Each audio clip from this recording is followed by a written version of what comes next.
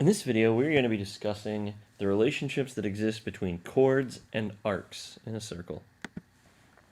So, chords form special relationships with the arcs that they intersect. And there are three theorems that we're going to talk about relating arcs and chords. So the first theorem, theorem number one, is that congruent chords intersect congruent arcs. What that means is if I take a look at this circle here, and I see that these two chords, BC and AD, are congruent, then the arcs that they intersect, arc BC and arc AD, are also congruent. So if, for example, I said that this arc was 73 degrees, then this arc over here is 73 degrees. So you can tell that if I've got two chords and they're congruent, then the arcs that they cut off are also congruent. So let's take a look at an example of this. So we're going to use the information we have here to find the measure of arc AB. So we want to find this measure right here. Let's go ahead and just call this the measure of that arc X to work with. So let's think of how we can do this. We know that arc AD is 160 degrees and arc BC is 40 degrees. And we know that because AB, or chord AB and chord DC are congruent, then our arcs AB and arc DC are also congruent.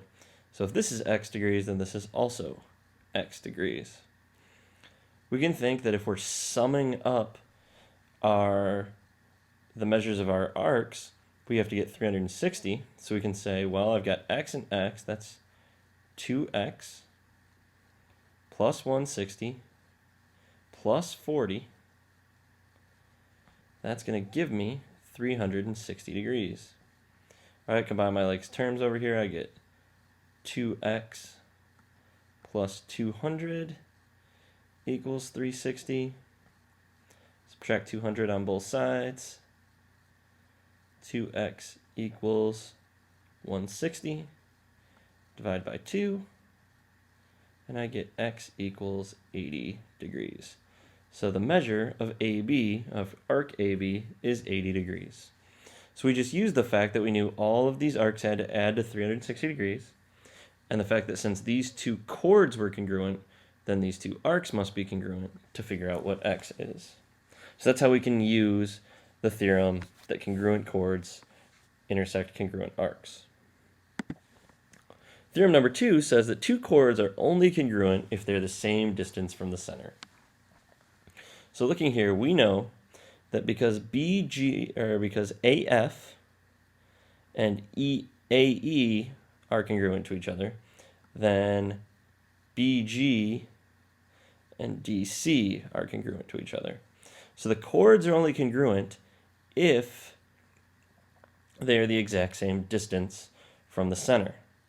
All right, so if we draw this segment from the center to BG and this segment from the center to DC, those have to be the exact same distance in order for these two to be congruent. Let's take a look at an example of how we can use that. Example 2 says find the value of X. If we take a look at what we've got here, we can see that this segment here and this segment here are congruent to each other, which tells us that these two chords are congruent to each other. So if I want to find X, I can simply say, okay, 6X minus 7 equals 35. Add 7 on both sides, I get 6X equals 42. Divide both sides by 6, and I get X equals 7. All right, so the fact that my two chords are the same distance from the center makes them congruent. And finally, our third theorem is that if a radius or a diameter is perpendicular to a chord, then it bisects both the chord and its intercepted arc. So if we look here, what we're saying is we've got this diameter xy, and it intersects my chord LM at a 90-degree angle, making it perpendicular. Because of that, my two segments, LZ and ZM, are congruent, and my two arcs, arc LX and arc XM, are congruent.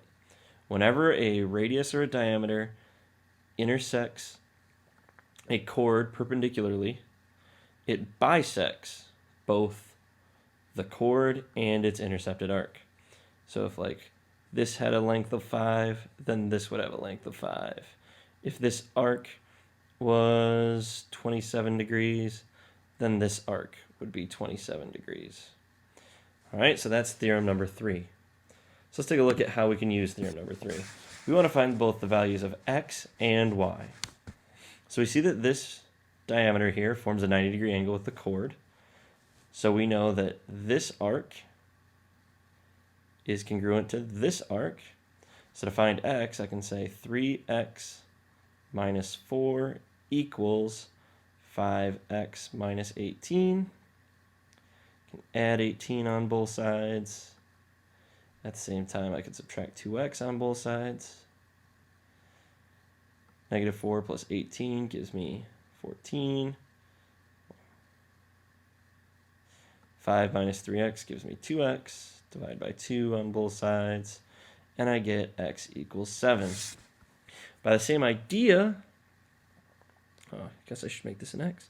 By the same idea, I can look and see that this segment equals this segment.